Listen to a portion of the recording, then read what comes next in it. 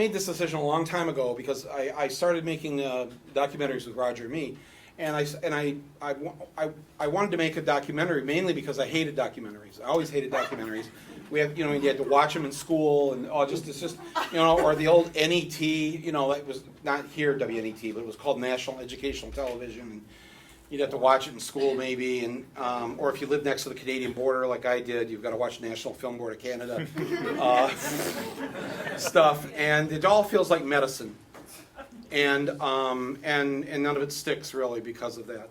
And so I think maybe the way to get across what I want to say is I should just be myself, and don't be afraid to be funny about this stuff,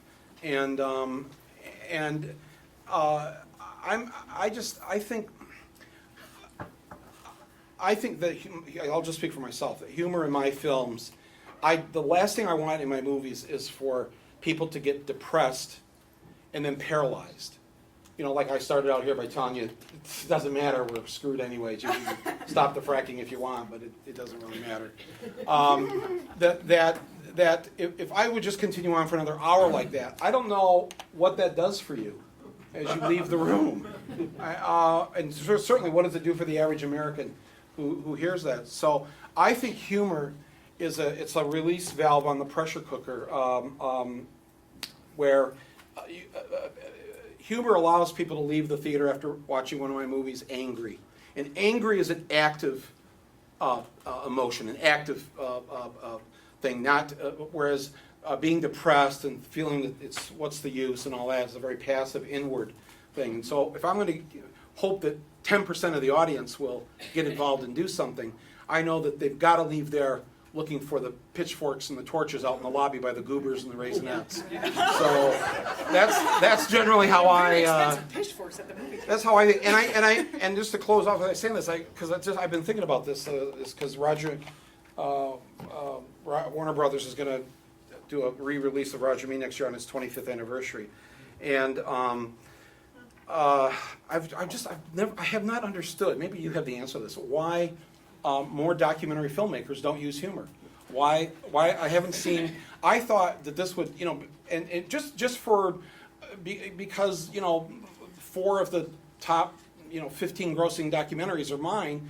If I was looking at it, if I just wanted to make some money, I'd say maybe I should try to be a little funny.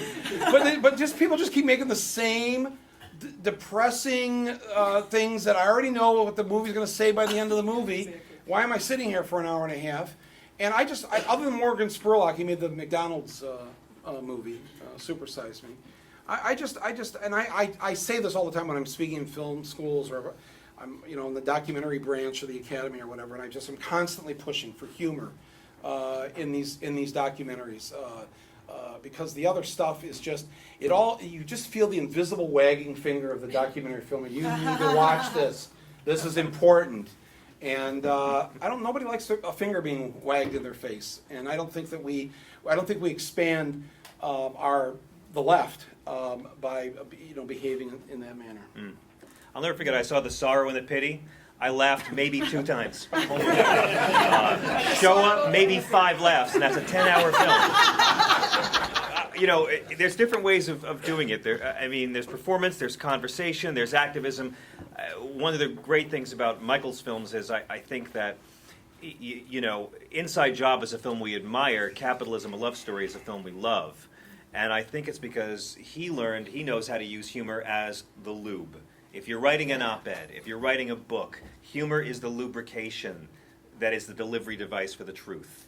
You'll get a lot farther with a true fact and a dick joke than just a true fact, because it's about making people trust you. And if the people you're debating aren't going to trust you, you can make the onlookers trust you, or the people you're debating's kids trust you. Billy Wilder said, if you're going to tell people the truth, make it funny or they'll kill you. And, when I was young, my dad said, what do you want to be? And I said, I want to be a political comedian. And he said, really? Why? And I said, I want to write really smart, prescient, biting, searing jokes that are guaranteed to be dated within 2 weeks and I can never use again. And I want to have an act that will alienate at least half my potential audience. I want to guarantee I won't be invited to most universities or cruise ships or Branson. And I want to know that my morals will offend my mom's friends on Facebook. the easy part of this is that the American public already believes in just about all of the things that we believe in, with the exception of the death penalty and, I don't know, anything else. You know, majority of Americans are still pro-death penalty. But, you know, on all the other issues, or in terms of how they feel about corporate America, what's happened to them, the corporate America has downsized and fired and ruined the lives of so many people now. We don't really have to convince them a whole lot. It's just that people feel powerless and helpless, and what am I going to do? We don't have to tell them that Exxon is evil, and we don't have to tell them that Citibank is up to no good with those bicycles. You know, For me, I wanted to tackle religion. I wanted to go after conservative, right-wing, fundamentalist Christianity and all the hypocrisies therein.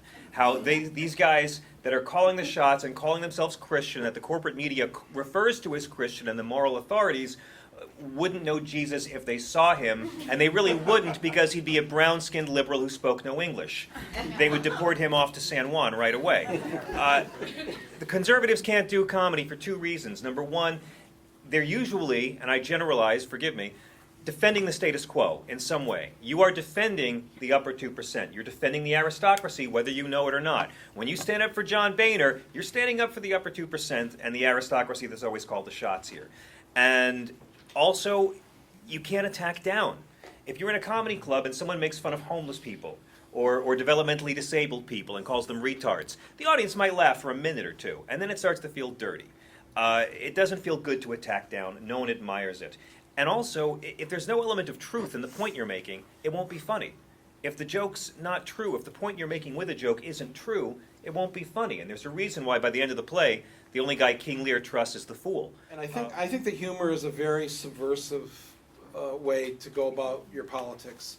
And a lot of people on the left have not agreed with that for some time because they think we have to do this seriously. But the big part of our work is over. The hard part, as you know, if those of you are old enough to remember the early days of the Civil Rights Movement or the Women's Movement, anti-Vietnam War, we did not have the majority of people with us for years and years and years and years and years. And that took a lot of work to try to educate people and take them out of their ignorance, which will then stop the hate. But it took a long time to do that. We don't have to do that work, the base work, of convincing them that corporate America doesn't like them, or that pick any subject. I just think that the good news is that we don't have to spend years explaining to them why women should be paid the same as men. Everybody already gets it, and the few that don't, like you said, like why we don't have conservative comedians generally, is that they have a hard time with this, and they're dinosaurs. You're not. I mean, where's the Republican rock and roll? Ted Nugent, Michael. Yeah, yeah, but he started on the other side, and then did things, and then his brain went the other way. You know, it's not even that you have to start being a great joke writer to get progressive points across, but you can be of good cheer. You don't have to. You can be passionate without being sour. You know, anger is good, but darkness drives people away. And we've all known that liberal who ruins every cookout, who ruins every party, who ruins every family dinner. Just like there's the one right-wing uncle, there's the one crazy left-wing aunt or uncle or cousin who comes and isn't going to, let you sit down until you stop eating that Monsanto food you got your family for Christmas, Grandpa. So you can't be that guy. And again, 10 years ago, I was called a liberal because I thought the Iraq War was a bad idea, and I supported gay marriage and medical marijuana. I wasn't liberal. I was prematurely mainstream. The burden y'all have is not being the liberals or the intellectual elite. It's that you're the ones pushing morality on very comfortable people in the first world. And that's where it gets dangerous. And whatever they're saying you're crazy for now, for supporting gay marriage or even abortion, it's how everyone's going to feel down the road. You're the pioneers doing the work, and it's easier to do if you're of good cheer.